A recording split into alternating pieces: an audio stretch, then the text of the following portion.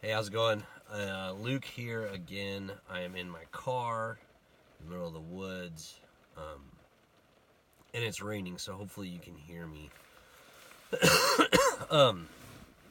Tonight we have our Central Oregon Tacky Prom. It's basically Redmond, Prineville, and Sisters. We're all gonna get together and have Tacky Prom, and I'm gonna give a talk at Tacky Prom, which is kind of hard because right now, if I'm just gonna be super honest with you guys, I'm kind of in a low spot. I am really missing everything I left behind in California. All the kids, some really amazing kids, some amazing leaders and committee and staff, and honestly, just like a really cool area. Young Life South County or South Orange County became a part of my family. It became a part of who I was, maybe. And I don't know if that's healthy or not healthy, but I loved where we were, and I still feel like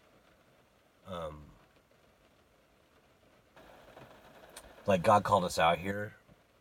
I don't question that, but I'm sad right now. I'm mourning, I think. I'm missing being a part of something so cool, something so vibrant. I miss being a part of a region that I felt like I really connected well with, that I felt like I had a place where I fit in. But anyway, so anyways, that just say I'm kind of in a down mode right now. But Jesus is Jesus, and Jesus is amazing. And even though I'm a little bit kind of questioning why he brought us out here, I am not questioning how good he is. And so I get to talk about how good Jesus is and how good it is to follow him. Maybe even if you're in a place like me where I don't quite get it, like I don't understand why he has us out here right now. But I know it's going to be good, both for me and my family, and for the people that we're going to be with out here. So, yeah. Anyways, so that being that, tonight's Tacky Prom, and prom is not one of my favorite words. When I was in high school, I hated all things high school dances. I hated homecoming. I think I went to 2 homecomings my whole high school career, and yeah, they were the worst. I did not enjoy either of them. I also went to prom one time because my girlfriend at the time really wanted me to go, but we didn't even like each other and broke up right afterwards. And I hated dancing, and it was so funny. Back then I was so insecure that, dude, the idea of dancing and having people watch me dance was like the worst thing ever. I remember I was just like, God, I hope no one's watching me. I hope no one sees me. I just wanted to like fade into the background and disappear anytime like a dance, or honestly for me, even like parties or big social scenes. I'm an introvert, so those kind of things are hard for me still. But back in high school, man, prom, dude, I remember just wanting to hold up the wall and kind of disappear into the wall, and make sure no one ever saw me dancing. In this story, we have a guy who most of the time probably just faded into the background. I think most of the time people probably passed this guy by, would barely even notice him, maybe wouldn't even notice him, or just thought he was part of the terrain. Like right now, I looked around, there's trees everywhere. Like this guy's probably just another tree. But Jesus saw him. Jesus took notice of him, and changed his entire life. And I think it's a really cool story because it shows us a couple things. One of those things being, Jesus notices, like he just does. There's no one that Jesus doesn't notice. If you're one of those people and you feel like you're just not being noticed right now, you got to know the Creator of the universe notices you. He sees you, and he's with you. You know, there was this time in my life, right before I got hired by Young Life, where I was getting passed over by job after job after job. And these were like church jobs where somehow someone would get my resume and they would call me. I remember this one church in particular in Newport Beach, a fairly like big church, somehow got my resume online and they came calling after me like hard. And I went through this interview process and everything was good. And then last minute they're like, yeah, no, we're going to go in a different direction. And I just remember being crushed and thinking like, God, do you not see me? Do you not understand me? And then sure enough, a few months later, this thing with Young Life happens, and I get to be a part of Young Life again, and like like just seeing like God did see me, He did notice me, and He had really amazing things in store for me. I honestly need to just be clinging to this story myself right now as I'm struggling a little bit here in Redmond with this new transition and figuring out what I'm here for. Just knowing like God sees me and He has the best for me. And following Him will lead to that all the time. Following Jesus will lead to the best life possible for you. And we're about to see this in this story. So it just so happens Jesus is on his way to Jerusalem and he has to pass through this town called Jericho. Now to set this tone a little bit, Jesus is going to Jerusalem to go to the cross. Like that's where he's headed. The story after this story is what we call Palm Sunday, or the triumphal entry, where it marks the beginning of the last week of Jesus' life, really, the last week of Jesus' life before the cross. And so this story happens directly before that. So Jesus is passing through Jericho. It says, then they came to Jericho as Jesus and his disciples, together with a large crowd, were leaving the city. So they're on their way out towards Jerusalem. A blind man, Bartimaeus, was sitting by the roadside begging. So Jesus and his crew and this mob of people that are following them are on their way out, and on their way out, on the side of the road is Bartimaeus, and they're just about to pass him. Now, Bartimaeus is a blind guy, so his life is not whole. He can't be like a typical functioning part of the community. Basically, his position in life is he's a beggar on the side of the road. That's like what he does. That's who he is. That's his identity. He probably has someone lead him there in the morning and take him back to where he spends the night at night. On his own, really, he's just able to kind of beg on the side of the road. And I bet to most people, he just blends right in. They don't notice him. He just becomes a part of the scenery. Like how I used to desire to be when I'd go to high school dances or whatever. That was how Bartimaeus was.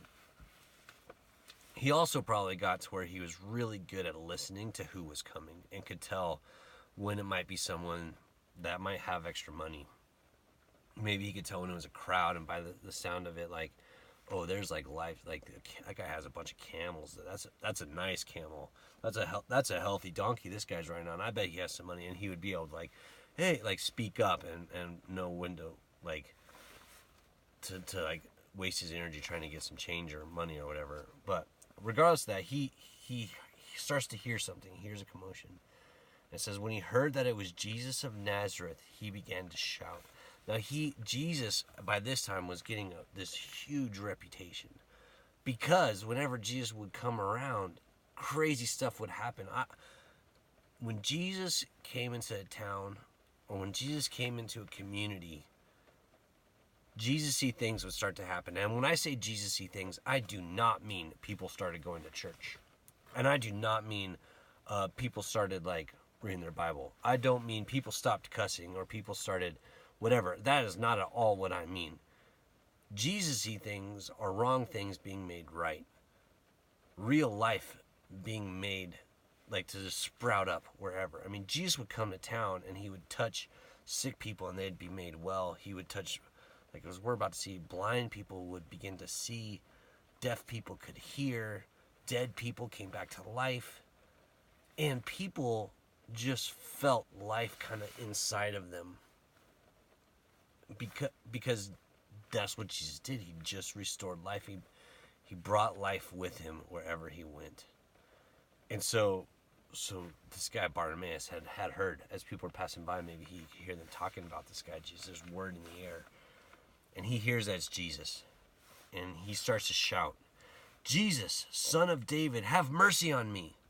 Now, this son of David, David wasn't Jesus' dad, but this is basically like a title. It was almost like Jesus was a Messiah, and this guy Bartimaeus was like, Jesus is that dude that's gonna make everything right again. And so he starts shouting for him. So he's like, "Jesus, son of David, have mercy on me." And the people passing by are like, "Shut up." It says, literally, it says, many rebuked him. Now, that's not like, "Please, Bartimaeus, be quiet." Rebuke is like a strong word. They're like, "Dude, shut up. Shut the F up, Bartimaeus. Like, do you understand who's coming through here? Like, you got to be quiet, man. Jesus is important. He doesn't have time for you." I bet people were like, "Bartimaeus, Jesus doesn't have time for you. Just be quiet. We are going somewhere right now. Super important." But he kept shouting all the more. And it says Jesus stops. And Jesus is like, "Call that guy over here."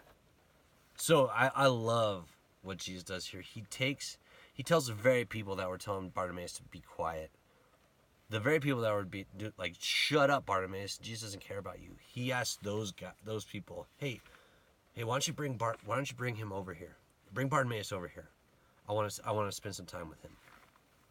So Bartimaeus isn't just a part of the scenery for Jesus. Jesus sees Bartimaeus, and he's like, "Yo, come here." So they called to the blind man, "Cheer up, on your feet. Jesus is calling you."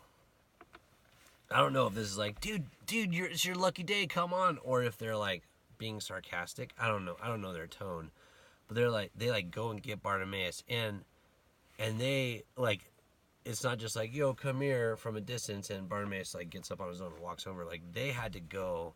Bartimaeus is blind. Like, someone had to go and like grab him, probably help him up, and like walk with him over there. And then it says, throwing his cloak aside, he jumped to his feet and came to Jesus. So Bartimaeus goes from like sitting on with his cloak, probably like a blanket or something, just like, to like, boom, up, reaching for the hand. Someone grabs him, takes him over, and he throws his cloak aside. Now, for some of us, this is like, oh, like, yeah, it might appear like he just like whatever. But this was a big deal. This cloak was probably the only thing Bartimaeus owned. It was probably all that he had. And in that, there was probably a bunch of his identity tied to this cloak. This was like his beggar cloak. This was like who he was. He was a blind beggar on the side of the street. And it wasn't awesome, but at least it was something. You know, like, at least it wasn't the reputation that I bet he grew up hoping to have, but like, it was still something. You know, he was Bartimaeus, the beggar. And when Jesus calls him, he just forgets all that and just says, jumps up, throws his cloak out of his way, because it was probably like, maybe he's getting tangled up in it, I don't know, but he just throws it away, grabs on, and is led to Jesus. When he gets to Jesus, Jesus asks him, "What do you want me to do for you?" And Bartimaeus said, "Rabbi, I want to see." Bartimaeus didn't even, like, he wasn't like, "Oh, you know," like, he knew exactly what he wanted. He wanted to see. And Jesus says, "Go, your faith has healed you." Immediately, like that second, boom! What was dark became light. And he received his sight. But, I mean, Jesus says, "Go." Like, Jesus is like, "Dude, I'll give you what you want." Instead of going, Bartimaeus follows Jesus along the road. Now, this story is just incredible, because a blind guy isn't blind anymore. I mean, that doesn't happen today, really. Like, doctors aren't able to, like, just, easily make blind people see. I have a friend who has this eye condition, and there's a good chance in 20 years he's going to be blind, and it's heartbreaking. It's just heartbreaking. And so this story is rad, because this guy who was blind, Jesus makes see. But there's other things in this story that are also awesome. Bartimaeus became whole. Bartimaeus went from being just a part of the scenery to being noticed by Jesus and to becoming a whole person. And what he did with that is he just started following Jesus. He gave up his identity. I mean, it was not an identity Lord, please, I don't ever want to be a beggar. But, I mean, at least it was something. And Bartimaeus just gave it up. You know, I bet some of you here listening to this video, maybe you guys have this identity that you're not super psyched on, but at the end of the day, it's like, that's who I am, you know? And guys, like, could it be that there's way more for you? Could it be that identity, whatever it is like Bartimaeus' cloak? And yeah, it's something, but it's barely anything, or really nothing at all compared to what Jesus has for you. Can you imagine if Jesus asked Bartimaeus to get up and he's like, like, how about not? Like, can we just talk from afar? Like, I don't think it would have been the same. I just wonder if you and I mean, I definitely, there are elements to myself where I'm still dealing with this, but what do we have that might be getting in the way of us actually just following Jesus? Not us being like, yo, Jesus is rad, you know, or us being like, yeah, that Jesus, like, I love hearing about Jesus, but actually following him, like getting up and going to him, what might be getting in the way? I would imagine, well, I know, like, it's not imagination, I know for a fact, there is nothing better than being with Jesus. There is nothing better than being with him where he is. Jesus even tells a story about a life with him is like a treasure hidden in the field. And this guy finds it, and he like buries this treasure again, goes and sells every single thing he has to get enough money to buy that field, because he knows what's in that field is better than everything he gave up. That's what a life with Jesus is like. And so if you're like thinking about it or whatever, man, following Jesus is worth giving that identity up. And the even better thing is, he will give you an identity that's 1,000,000 times better than whatever you give up. Guaranteed.